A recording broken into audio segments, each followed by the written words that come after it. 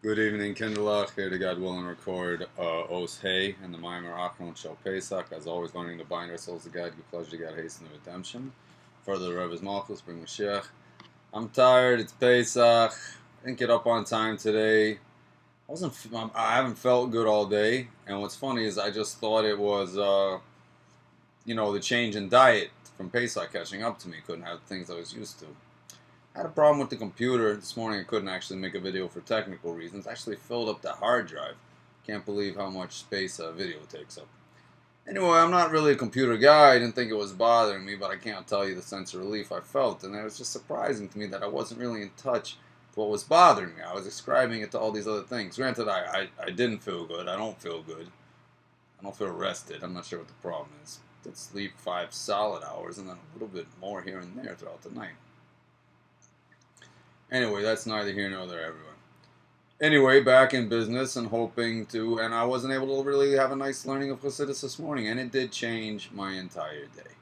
You can learn Chassidus in the morning before davening, and for me, if I can get in the mikvah before davening, but if you can learn Chassidus before davening, it's going to change who you are. It'll change your whole day, especially if you put yourself into it. It will become a much more humble, bittul, God-focused, God-centered day. Not that I didn't fight hard, not that I didn't have a good day, but it would have been a much more godly day to push hard, especially in the morning when we feel only the physical side, until we start it up and trust that the little effort, we're going to feel the godly side. All right, let's get into this mimer, so hopefully we can get in bed on time, with God's help, on the mimer and in bed on time. So the rabbi asked the newlywed couple, he says, how's it going? The husband says, great. He says, what's so great? He says, my wife thinks I'm God. He says, what do you mean she thinks you're God? He says, she brings me 2 burnt offerings every day. For those who don't know, there are 2 burnt offerings brought in the temple every single day as part of the daily double, as Rabbi Gordon likes to say. He should be back with us in Guf Gashmi, the Guf Shlamimita. Should be immediately. Called the Tamid offering. The Tamid Boker, Tamid Saraim. Those are the 2 offerings. Anyway, we are discussing different levels of miracles. We are discussing the relationship between ultimate redemption and the exodus from Egypt. The exodus from Egypt was the pipe opener for all future redemptions. We have generally classified miracles into beyond nature and within nature. And we're discussing this interplay. Alright, Os Hey. V'yuvan behekta mashu aliyil. We can understand by prefacing what we said earlier in Sif Gimel, in the 3rd paragraph. Shanisim shein balanes makir b'nisai. Within the miracles within nature, we made 3 classes, the lowest of which was it was so enclosed in nature the guy didn't even know what happened to him. So in terms of this miracle,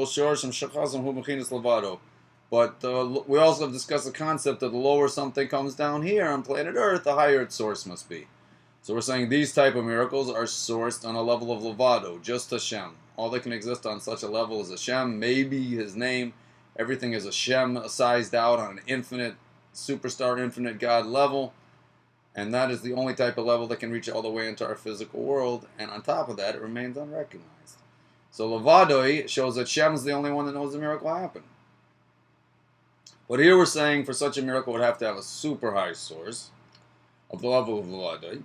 But so let's ask a question. But wait a minute, if this a tremendously high level of godliness is here making this miracle happen, how can it be concealed? How could you conceal such a tremendous force? So the answer is, there is an advantage of miracles enclosed in nature over those that break nature. Let's see. Like according to what the Mittler Rebbe explained in Shar HaImuna. The miracle that's enclosed within nature, literally saying here, comes to revelation. So we're going to have to talk a little bit about this word revelation. It can mean different things in different contexts. Because we said specifically we were talking about a level where the guy didn't know what happened. So you might say, if he doesn't know what happened, how are you going to tell me it's revealed? So for at least this next few lines, revealed means understood. Something that we understand is revealed to us in an intellectual way. The light is on intellectually, so to speak. We get it. It's revealed. We understand it. This is what revealed means. Not that he sees it. Sometimes revealed means he sees it. Sometimes revealed means he gets it. In this context, we're saying he gets it. So it's enclosed in nature, he gets it. What do you mean he gets it? He doesn't even know what happened. Alright, so let's see what happened. Well, first let's talk about nature busters. When it comes to nature busters, you know the entity, but you don't know the essence. You know what happened. You saw the effect. You saw the miracle, but you don't know one thing about what's going on over here. You just know, wow, something tremendous happened. Yeah? How did it happen? Why did it happen? Who made it happen? What was the force that described to me how it happened? None of that you got. You don't understand the essence of this at all. You just know what happened. You know the effect. The bottom of the barrel of whatever went into this. You saw the end of the rung, the last of it. Boom. Purely just what occurred.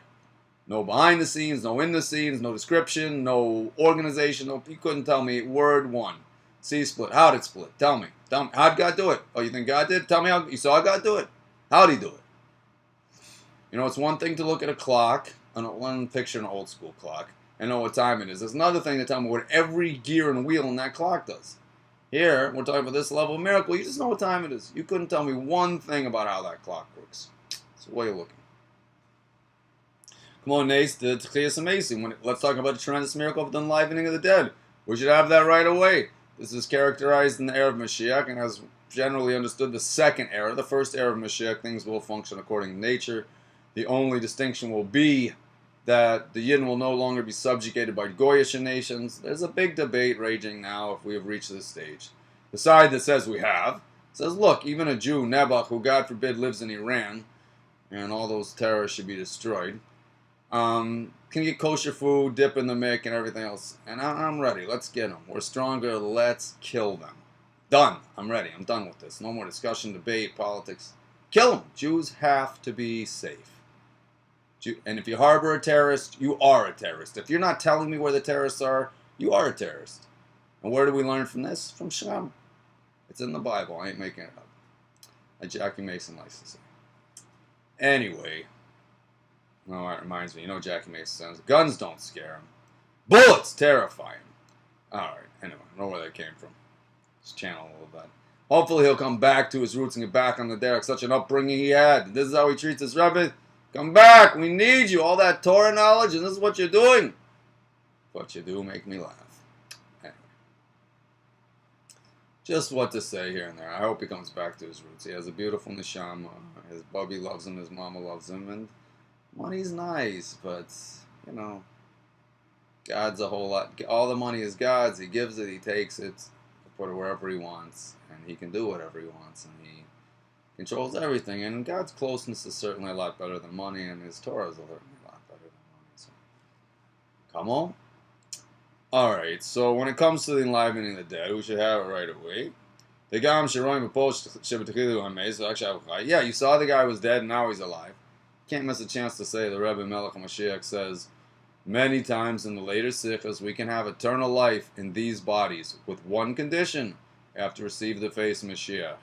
What does this mean? All I've been able to find in print, it means memorize Mishnayos, the short halachic teachings that were part of the oral tradition, not written down for 1100 years, till Rabbi Yehuda Nasi compiled them in the Second Temple era,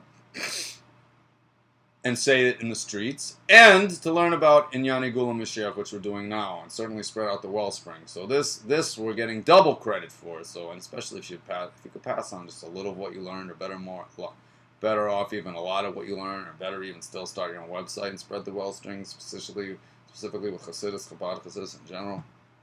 Although any Torah, any Chassidus is good. Then that would make me really happy, and we'd be hastening the redemption even more. But in our case, we see that the guy was dead, and now he's alive. Wow! Tremendous miracle. And you're doing Masigi, Echu Kaim L'Tchiyah. You don't know how it happened.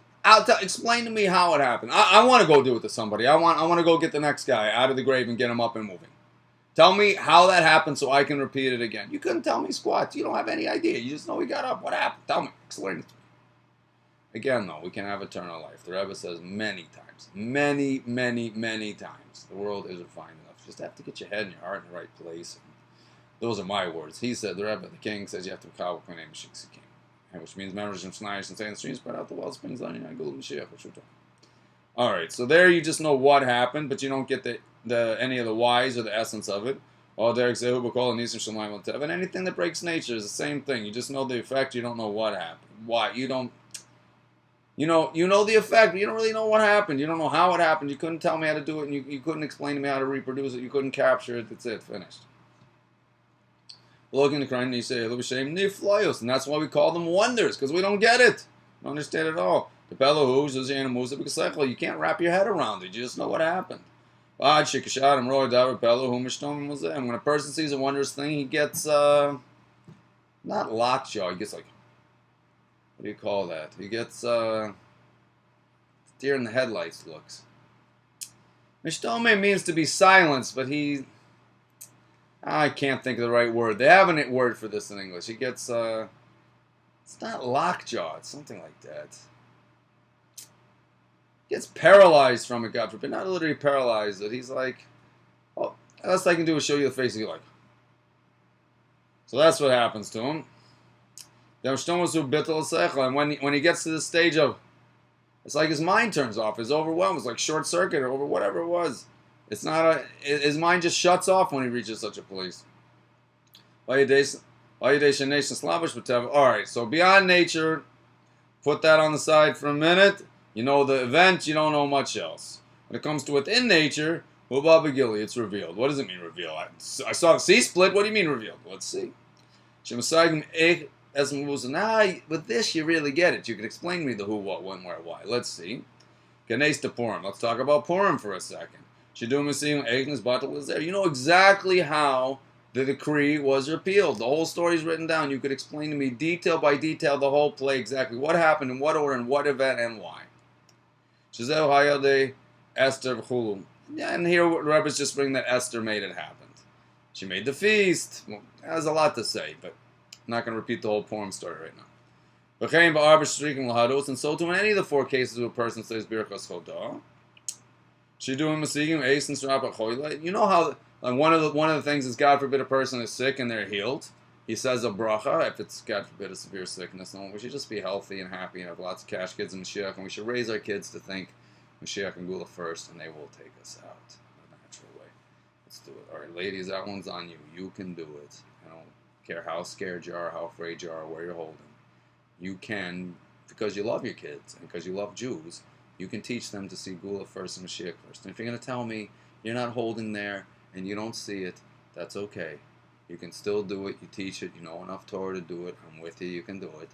And through doing it, you will get there. You will end up holding there. The Rebbe says this many times. So, ladies, please, and fathers also, please teach your children Gula first. They can have a completely Gula mind frame where the Gullus, God forbid, is a secondary thing where they're like, oh, you know, like we have Gula-dika moments, hopefully more often than not. And generally, a person's living in a state of Gullus and trying to live in Gula. And I have a lot of advantages. Most, as I understand, most people are living more or less in Gullus, and occasionally in the Gula.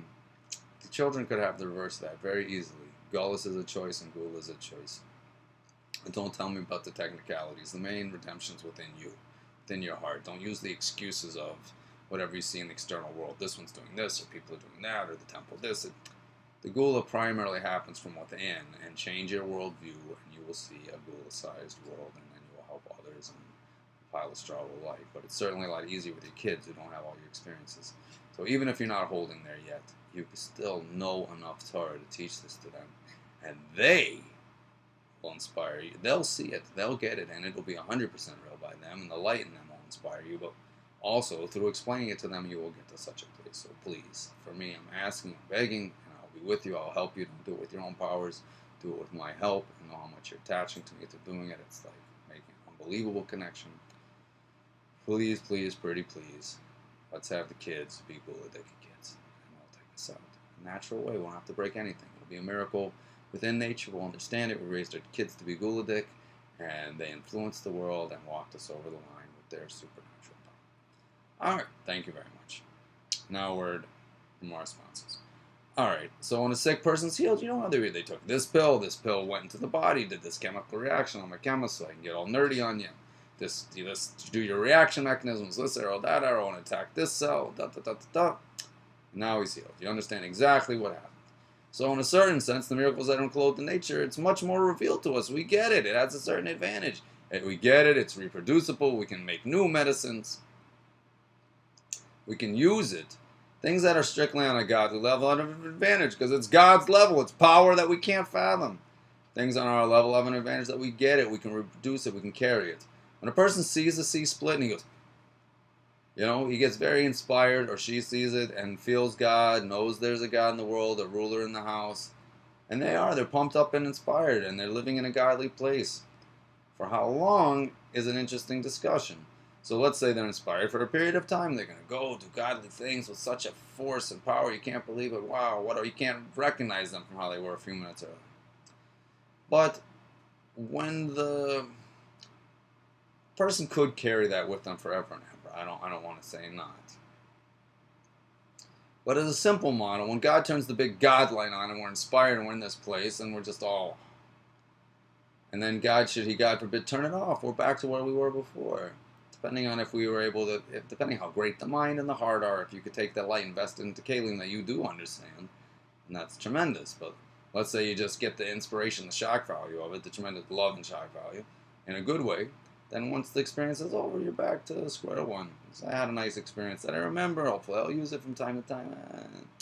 But more or less, you speak to somebody, you talk it out, you work out one little nick in your personality and make it better.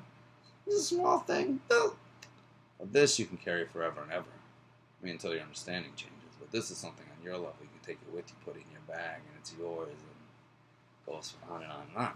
So each side has its advantage. So we said in the first paragraph is miracles beyond nature, wow, super great, but you don't get it. But miracles within nature are more revealed in the sense you get it. All right, second paragraph. Yesh lomar, that these miracles enclosed in nature, that you get it a lot better. And within the three levels of miracles that are enclosed in nature, the lowest one, where the guy doesn't even know what happened, those are the ones we understand the best. And his understanding is what concealed the miracle from him. I hope I didn't just steal the next few lines. But his perception of the miracle, the motto we've been using, if anyone's new to the videos, is a guy's driving around Manhattan. He needs the big job interview. It's going to change his life. For him, his family, it's going to be great. He can't find a parking space. He says, Hashem, please open a space for me right now. I'll give a huge chunk to charity. Hashem opens a space for him. He goes, Hashem, forget it. I got it. Because damn, he didn't see the miracle. Even though he had just called out to Hashem, he didn't see it. What did he see? He says, okay, this guy pulled out. Probably he had to go somewhere. His wife just called him, whatever it was. To him, it was a completely natural event. In his mind, he understands completely what happened. He doesn't see the Creator at all. God forbid. Fortunately, it could happen. So there we get it the best. It's the most revealed. We 100% get it to the point that we really don't get it, that we don't understand it was God the whole time. We get it to the point we don't get it. That's kind of funny. Because when it comes to the highest level of miracles that are enclosed within nature, where the nature is just a very thin veil, like the Purim and Hanukkah story, but everyone understands it's miraculous, even though we can explain it. Wow, Purim, wow, Hanukkah. But you can still explain it. It's kind of nice. It says those holidays are going to shine super bright in the ultimate redemption. You have it right away.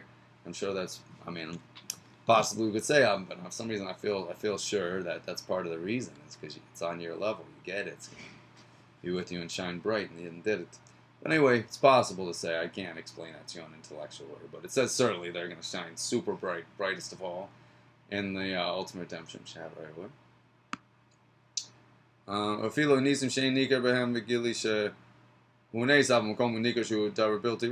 even the middle level where, let's say, God forbid, a person's really sick and they're healed, even though he might not call it a miracle, we still know something kind of out of the ordinary happened here. It's still pretty special what happened. There's still both these upper two levels of within nature miracles of Purim and its counterparts, and sick guy, God forbid, he should be healed, God willing. And any of the four that we make those brachas on. There's still all those on the level of wonder a little bit. So we don't totally get it. You can explain it, but you don't really get it.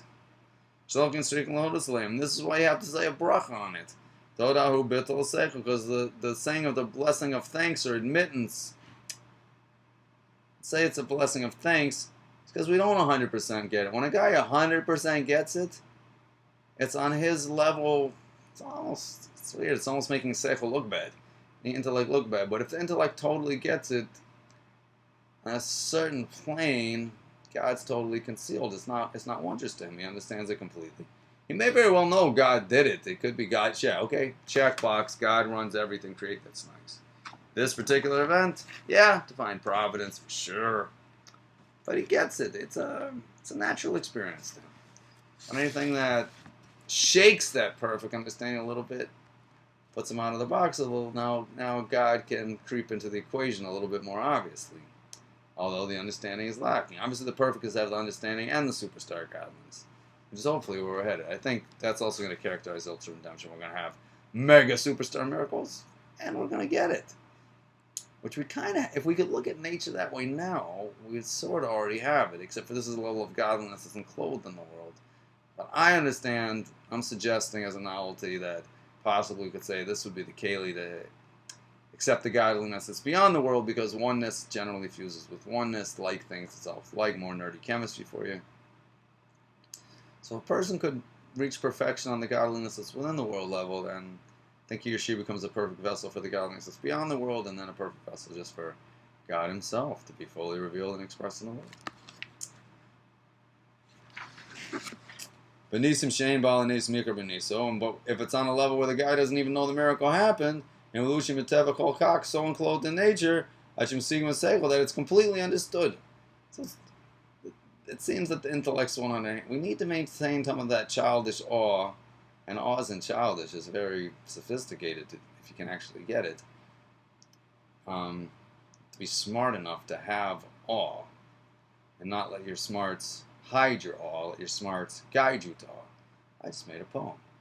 I'm not publishing that one. Leave that one up in there. Anyway, copyright laws to be discussed. I'll talk to my lawyer, see what's going to be. Anyway, so here he totally gets it. So now we could say that these miracles where the guy doesn't get it are drawn from the super high level of Levadai, where it's just Hashem himself. So we're talking about where the guy doesn't know the miracle happened. Who? Because things that come from such a high level, and begili b'kol makom. Such a high level is revealed everywhere, and it's revealed equally. And something that's revealed everywhere and equally. I'm very curious to see what the Rebbe says. I don't want to steal the thunder, and I also don't say anything that's off. So 1 second, please. Because it is such a. Our question was, how could such a superstar force be hidden? Now we're saying it's not hidden; it's everywhere. Okay, but if it's everywhere now, why doesn't he recognize it? I'm saying that. And therefore they're enclosed in nature to such an extent that the guy doesn't even get it. It's no wonder gone below Capella Darvish is speaking levels for him to say. It's understood. Alright, it's a tickly point that the Rebbe's bring out here, at least where it took me to. Let me try to bring this down, according to my understanding, with God's help. And the Rebbe's help, of course. Although God is the ultimate king, the Rebbe is just his messenger. Still could use his help. Obviously God's help. This superstar level of godliness, it's everywhere. It's absolutely everywhere. It's not concealed. Really? Such a high level of godliness is everywhere, not concealed? Yeah, it can't be concealed. It's so strong. If it's so powerful and so strong, why doesn't the guy get it's a miracle? Well, sometimes when a person's immersed in something, where it's everywhere all the time, constantly, becomes his default mind frame. It becomes, do the fish see the water? That's the right question. When a person's totally immersed in something, it's an environment, do they process it to any degree? Do they take it for granted? Since it's everywhere all the time, running everything, it's very difficult for a human being to process it as miraculous.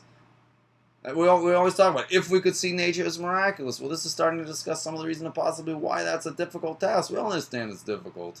Many people sun up, sun down tree. I see a bunch of wood and leaves. Don't often see the Devar Avaya enlivening the tree, the Word of God, even though that's the truth. The truth is the tree is 100% godly, and the wood is just a result at the very end of the tree. It's the miracle at the end of the train. The wood of the tree is the splitting of the sea, analogously. But since this mega level has become our default mind frame, it's hard to process it as miraculous. It's also saying in Chassidus that a constant pleasure isn't constant. I don't know if a person likes steak. If you give him enough steak, he's going to get sick of it. But pick anything. Maybe Tehillim. Heard Tehillim, a person can never have too much of. The Psalms of King David, a person can never have too much. I'd like to bring that down a little clearer. But if something pervades everything and all the time, it's very hard to process it as wondrous or miraculous, because this is how... Alright, let's take a baby being born. A baby being born has a mind, has the capacity for intellect, but doesn't really have any intellect yet. It's a right vessel to be filled. How does the baby start to fill up that mind of his or hers? By processing the world around them. What characterizes everything in the world around them? This superstar, unbelievable force of Levado. It's running everything. They're walking in it all the time. They saw the ball fall. They saw the sun come up. They saw the tree bloom. They heard mommy say this 100 times. Hopefully mommy said Gula is here. And we can learn to see things in a Gula way. And it is the natural way to see things. Tati said too. But this is how they started to gather information and process information, was within this soup of Levadoi. The whole time as they're growing, learning, earning, it's all within the Levado enclothement, draping, soup, ocean, whatever you want to call it. This is how they developed intellect. This is how they got their world, was by processing Levado. So since this became the way they started to understand things, and now they understood, it's hard to appreciate it. It became, how could they appreciate it as miraculous? Appreciate that as miraculous, they have to take another step to say, well, God's everywhere, He's all the time, and He's running everything, and all these things going around us are really supernatural, even though they appear natural. And actually, a person could start in that place. Let's say they start in a place, everything going around them is supernatural, excellent, Sunkitori all the time.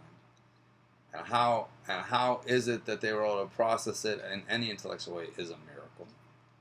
And how did they develop intellect? Because they were able to process some of these miracles around them in a way that they were able to wrap their head around. The only way that happened was with some constancy, some consistency. It's hard to develop intellect in an environment where everything's changing. A person wouldn't know what to believe or think or count on. And it wouldn't have, if you have a data set where all the points are all over the place, you can't conclude anything. You can't get any knowledge. It's just a random set of experiences. To get intellect, you need things you feel you can bank on, and you can understand that are reproducible. What force leads to a consistent soup all the time that's reproducible? Levadoi. But if a person grows up and they're processing the world rather than processing God, wow, which could happen to a person, either way. But if a person grows up processing the world, what they're really processing is Levado. The Levado becomes intellect. They think it's understood. And they don't process it as miraculous because they understand it, even though truly it's amazing and miraculous. So maybe it's more miraculous that God did in a way where we could imagine we understood it and perceive it as not miraculous to give us free choice and punishment. But it's phenomenal. It's absolutely phenomenal. I'd rather start from the top. God's everywhere. He's unbelievable. And it's a tremendous gift that He lets us understand Him at all. And for us as limited beings to understand Him, He had to find a consistent soup that we could start to work with. And for Him to bring His infiniteness down to such a level we could wrap our head around it, must have a super high source. So now I'm in a place where God's everywhere all the time with a super high source, and He's phenomenal. And He gave me an additional wow gift that He lets me understand. It's pretty phenomenal. Alright, let's hold here. But the message of the mimer, there became an answer to a fundamental question. We said that we seem to establish as a point that the more something's concealed, the lower something falls, the higher its source. The model is the wall falls over, the stone that falls the furthest was at the top. Drop something into a bucket of water, the lower it goes, the higher it fell. Fell from, I should say, the higher from which it fell, or whatever. I don't know the right diction, grammar, whatever you say that. But hopefully the point came through. It fell from a higher place. So if it's true that something that's low has a high source, so now I can understand that these miracles that the guy doesn't get must have a super high source. That stumbles onto the question, well, if it has this super high source, how is that hidden? Well, it's not hidden, we said. It's everywhere all the time. Well, now if it's everywhere all the time, I'm suggesting that also provides an answer why God doesn't process it as a miracle, because He's processed it as normal, regular nature, because he lost sight of the infinite creator and started looking at the world. But it's really, truly phenomenal that God, it wasn't hidden, but in a sense it was hidden in the sense that it wasn't apparently God. If a person chooses to see world, you could say it was hidden in the sense it was godly, but it was there all the time. It's a mamish, a very interesting soup there. But it wasn't hidden. It was always here, and since it was always here, this is what allowed him to understand it. And I explain what allows him to understand it, because he grew up in this consistent environment, developed his intellect this way, and this is what he understood. Anyway, God is good. He's with us all the time. He's miraculously around us all the time. It's unbelievable the way he enlivens us, keeps us going, and so kind and patient with us, and forgiving. Gives us a month of Nisan, a month of miracles, which we celebrate, go out of our boundaries. And we should continue to grow and grow and grow more and more. Should have cash, kids, and Mashiach. Should understand more and more. But should understand that the understanding is a gift from the miraculous into our little noodles, and that it's really miraculous that God shares this miraculous nature that's with us to such an extent that we think we can get it. And we should continue to go out of boundaries, go higher and higher, from strength to strength, love each other, spread this message, spread the Chassidus. And I love you guys.